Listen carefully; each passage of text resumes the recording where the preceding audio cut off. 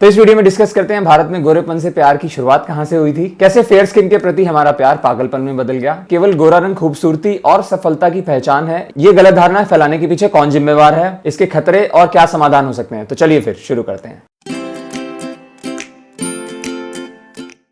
Hello guys, एक बार फिर बहुत बहुत स्वागत है आपका हमारे चैनल पहले हेल्थ पर। अगर आप ऐसे देश के रहने वाले हो जिसे पिछले कई 100 सालों से विदेशी ताकतों द्वारा कब्जे में रखा गया हो और निरंतर अपमानित किया गया हो, तो आप हर उस खिड़की से उड़ने की कोशिश करोगे जिससे आजादी और सम्मान की थोड़ी सी भी महक आए। और जब भारतीय लोगों ने अपने सभी शासक मुगल, पर्शियंस, यूरोपियंस और ब्रिटिश को देखा, सबके पास फ्रीडम, स्टेटस और पैसा तीनों थे, और एक और चीज जो इन सब में सामान्य थी वो था इनका गोरा रंग। वो देख हम इंडियंस को ये लगने लगा कि गोरा रंग सुपीरियर है, और ये बात साबित हो गई जब लोगों ने अपने साथी भारतीयों को, जो कि फेयर स्किन थे, ब्रिटिश राज में प्रमुख पदों पर नौकरी करते देखा, जिसका सीधा अर्थ था गोरा रंग मतलब रिस्पेक्ट, स्टेटस और पैसा। और धीरे धीरे ये विचारधारा हमारे दिलों में घर करने लगी। लेकिन बेचारे इंडियंस को ये ना पता था कि ये गेहुआ या काला रंग उनके शरीर को खेतों में काम करते वक्त सूरज की नुकसान पहुंचाने वाली अल्ट्रावायलेट किरणों से बचाने के लिए प्रकृति का तोहफा था। बहरहाल रंगभेद का सिलसिला शुरू हो चुका था और रफ्तार पकड़ रहा था, और गोरेपन को पैसा, समृद्धि और इज्जत का चिन्ह माना जाने लगा था। फिर 15 अगस्त 1947 के बाद अंग्रेज तो चले गए, लेकिन इंडियंस का गोरे रंग से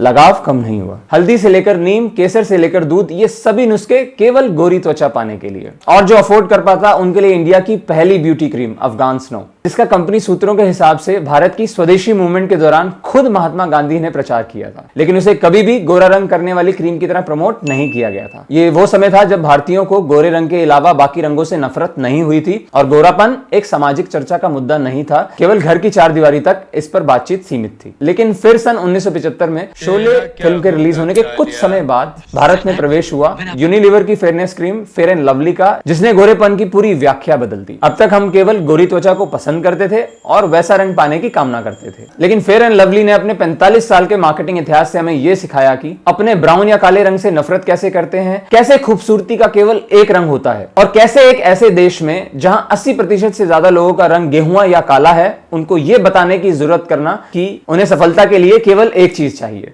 मेहनत। अरे नहीं, फेयर एंड लवली।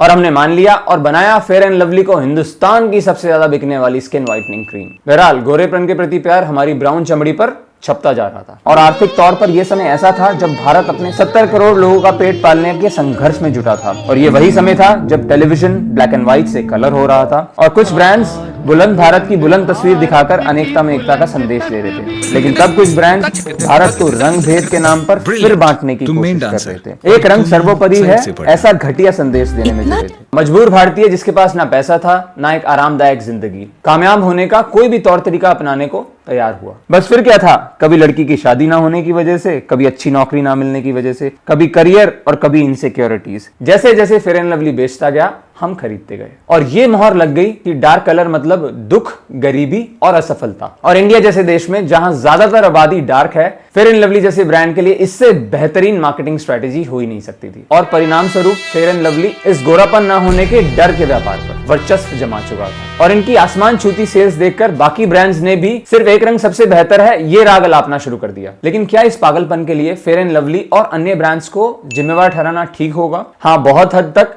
जिन्होंने आपको आपके ही रंग पर शर्मिंदा होने को मजबूर किया, और केवल एक रंग सफलता और खूबसूरती की पहचान है, ऐसी झूठी धारणा फैलाकर लोगों को गुमराह किया। और इनके साथ मोर्चा संभाला बॉलीवुड ने, जो रंग भेद को नई गगनचुंबी ऊंचाइयों तक ले गए। कभी बोलकर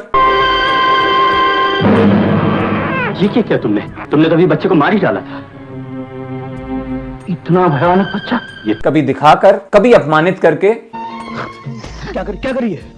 पैर दबा रही है। पैर दबा रही हूं, मेरा गला दबा, मेरा गला दबा, चल जाके सो जा उधर। हर तरफ ये एहसास दिलाया कि डार्क स्किन वाले लोगों में कुछ तो कमी है, और खास करके पिछले कुछ सालों से ये साफ दिखाई देता है, जहां सिर्फ फेयर स्किन क्लोन्स नजर आते हैं। ऑब्वियसली एक्सेप्शंस हर समय में बॉलीवुड में मौजूद रहे हैं, जिन्होंने रंगभेद के खिलाफ न केवल कदम उठाया, बल्कि बॉलीवुड का इंडिया की डाइवर्सिटी से परिचय भी कराया।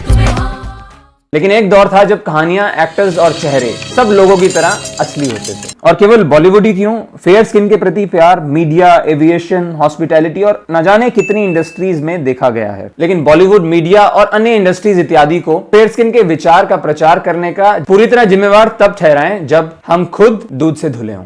मेरा मतलब निर्दोष हूं। जिसका सबसे पहला उदाहरण है एक रिसर्च जिसके दौरान पता चला कि नेशनल म्यूजियम दिल्ली में रखी गई भगवानों की प्रतिमाएं डार्क कलर की थी और बेचने के लिए एग्जैक्ट सेम छोटी रेप्लिका सफेद पत्थर से बनी थी। जब पूछा गया इसका क्या कारण है तो जवाब मिला कि काली प्रतिमाएं कौन खरीदना चाहेगा।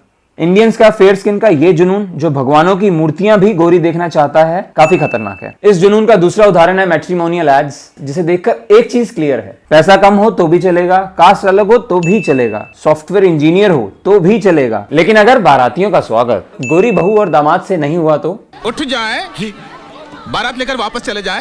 मैंने कहा उठ जाओ, बाहर निकलो फौरन।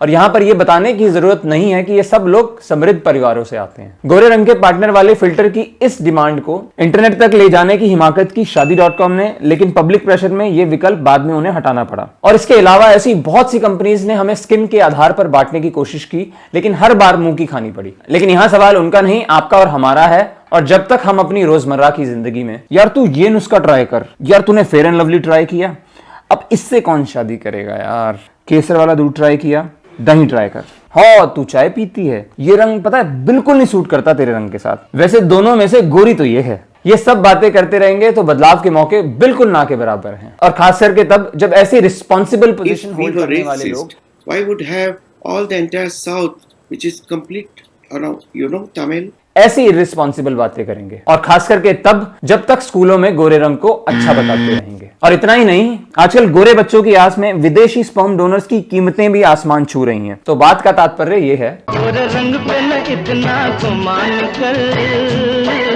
गोरा रंग 2 दिन में ढल जाएगा।